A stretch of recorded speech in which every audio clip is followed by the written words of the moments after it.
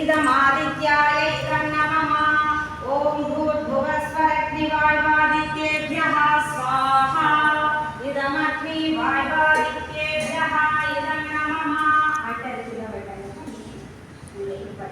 స్వాహ అంటే మాత్రమే పెట్టండి వేరు చూడయ్యే అక్క అన్నారు అన్నయ్య కట్టుకుంటారు మీ విద్య భార్యను స్పర్శిస్తూ ఉంటారు ఓం యదస్య కర్మణో యరీరిచం యద్వాన్యో నమిహాకరం అగ్నిష్టస్విష్టతు విద్యా సర్వం శిష్టం సుహృతం కరోతు మే అగ్నయే స్విష్టకృతే సుహృతకృతే సర్వ ప్రాయశ్చిత్తాహుతీనాం కామానాం సమర్థయిత్రే సర్వాన్న కామాన్ సమర్థయ స్వాహా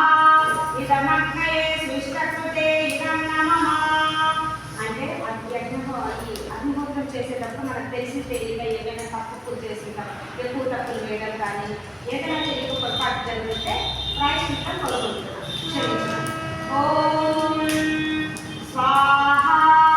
ఇదం ప్రజాపతయే ఇదం నమః ఓం భూర్భువస్వః అగ్న ఆయుంషి పవస ఆసువోర్జమిషంచనః